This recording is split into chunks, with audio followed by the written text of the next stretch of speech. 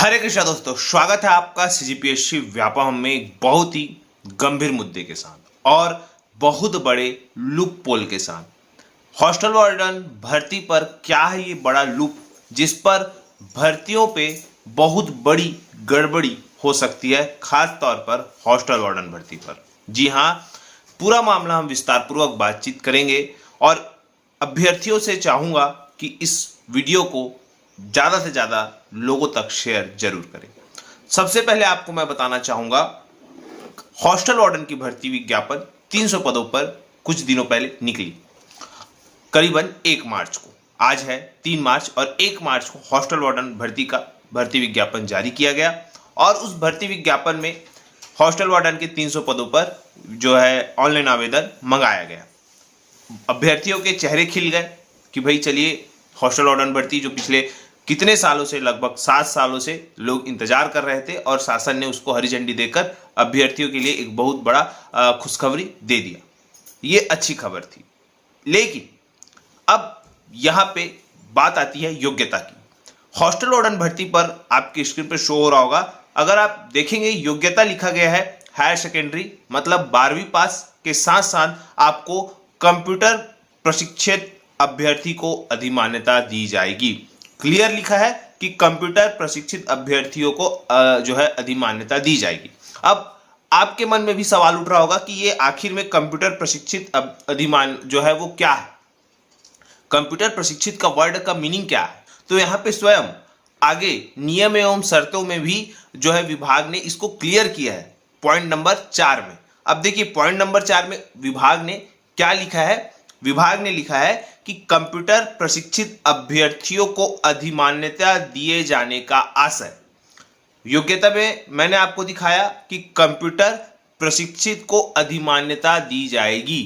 अब उसका मीनिंग बता रहा है यहाँ पे कि कंप्यूटर प्रशिक्षित अभ्यर्थियों को अधिमान्यता दिए जाने का आशय क्या है। देखिए, आशय यह है कि इस भर्ती का जो सिलेबस है इस प्रकार से डिजाइन किया गया है कि ये जो भर्ती है 100 नंबर की जो है इसकी परीक्षा होगी। उस 100 नंबर की परीक्षा में 30 नंबर जो है 30 नंबर का कंप्यूटर का पेपर होगा और उसके बाद अलग अलग गणित के होंगे और गणित के अलावा जो है छत्तीसगढ़ का सामान्य अध्ययन, भारत का सामान्य अध्ययन, करंट अफेयर और बाल मनोविज्ञान, इस प्रकार के जो है इसका सिलेबस तैयार किया गया है और भाग अ और भाग ब में इसको विभाजित करके ये सिलेबस को बनाया गया है। परंतु अब देखिए यहाँ पे मैटर ये हो रहा है कि जब अब आप समझेंगे कि इसका आशय क्या है, तो इसमें बताया गया है कि जो भाग अ में कंप्यूटर के 30 प्रश्न पूछे जाएंगे, उस 30 प्रश्न में 50% जो है लाना अनिवार्य है और मतलब 30 के बोल सकते हैं, अगर आप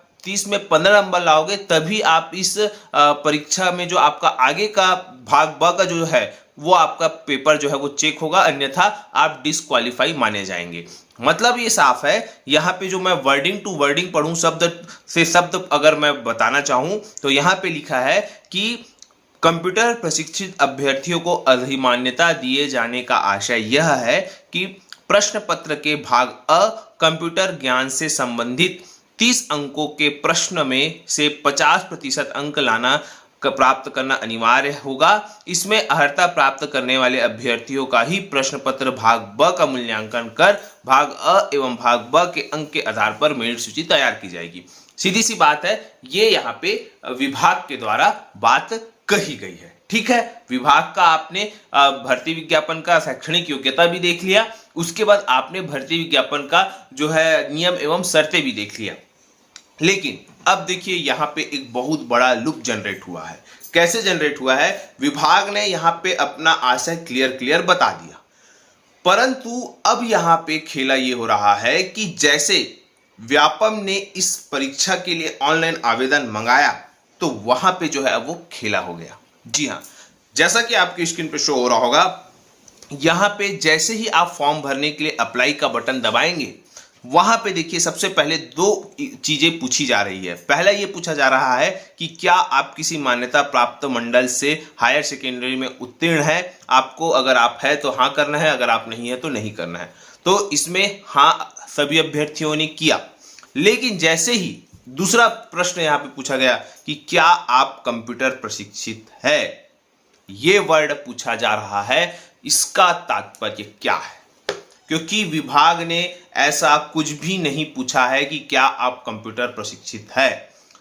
विभाग के भर्ती नियम में क्या लिखा है कि कंप्यूटर प्रशिक्षित अभ्यर्थियों को अधिमान्यता दी जाएगी, और उसका आशय भी विभाग ने उसके नियम शर्तें में चौथे नंबर पॉइंट में दे दिया है।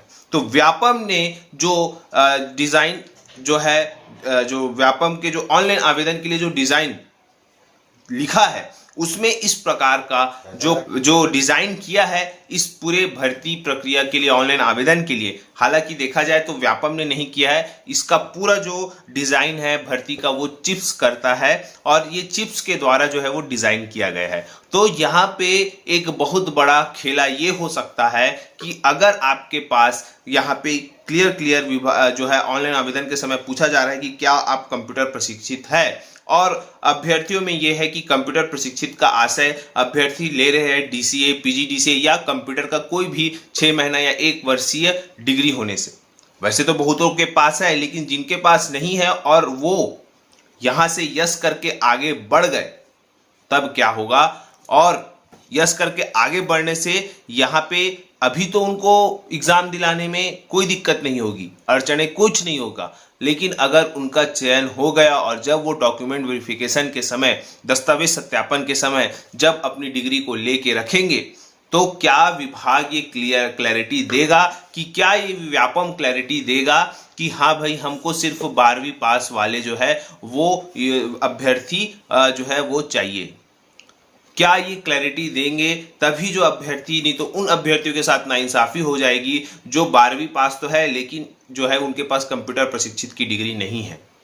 तो विभाग और व्यापम को मैं यही कहना चाहूंगा कि आप लोग इस पर संज्ञान लीजिए, संज्ञान लेके इस बहुत बड़ी लूप पोल को जो है दूर करिए, अन्यथा यहाँ पे अभ्यर्थियों के साथ नाइंसाफी होगी, जो अगर उनको डॉक्यूमेंट वेरिफिकेशन के समय निकाल दिया जाएगा अगर उनके पास कंप्यूटर प्रशिक्षित की डिग्री नहीं होनी चाहिए।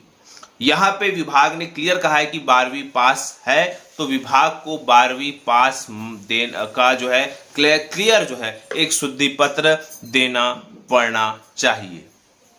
यहाँ पे विभाग हो या व्यापम हो एक क्लियर होना चाहिए, या फिर व्यापम को जब ऑनलाइन आवेदन करते समय ये जो दूसरे नंबर में पूछा गया प्रश्न है कि क्या आप कंप्यूटर प्रशिक्षित है, इस पूरे जो वर्ड है उसको, उस कॉलम को हटाना चाहिए ऑनलाइन आवेदन से, या फिर आपको शुद्धि पत्र जारी करके क्लियर बताना होगा। बहुत सारे जो अभ्यर्थी है वो कंफ्यूज्ड है कि क्या सर इसमें पीजीडीसीए और डीसीए मांगा है कि नहीं, क्योंकि जिन बच्चों के पास है उनको तो कोई तकलीफ नहीं है, लेकिन जिन बच्चों के पास नहीं है, व्यापम को खासकर जो इस भर्ती के लिए जो चीज़ें डिज़ाइन की गई है उन अधिकारियों को समझना होगा और एक शुद्धि पत्र जारी करना होगा, ताकि अभ्यर्थियों के मन में जो कन्फ्यूज़न है वो दूर हो सके। अगर विभाग को बोल सकते कंप्यूटर प्रशिक्षित अभ्यर्थी मतलब उनके पास अगर डीसीए पीजीडीसीए वाला मामला है, तो विभाग को भी ये क्लियर करना होगा। इस प्रकार का एक बड़ा लूप जो है यहाँ पे बोल सकते हैं उत्पन्न हो रहा है, जिसकी वजह से कहीं ना कहीं आने वाले समय में गड़बड़ियों की भी आशंका जताई जा रही है। तो देखिए, व्यापम हो या बोल सकते हैं डिपार्टमेंट हो या चिप्स हो, कहीं ना कहीं इसमें से आप लोगों को कुछ ना कुछ शुद्धि पत्र जारी करना होगा। यही अभ्यर्थियों की मांग है। फिलहाल वीडियो यहीं तक। आशा करता हूं कि चीज़ें आप लोगों को समझ आई होगी। इस वीडियो को ज़्यादा से ज़्यादा लोग तक शेयर करें ताकि ये खबर सभी लोगों को पहुंच सके।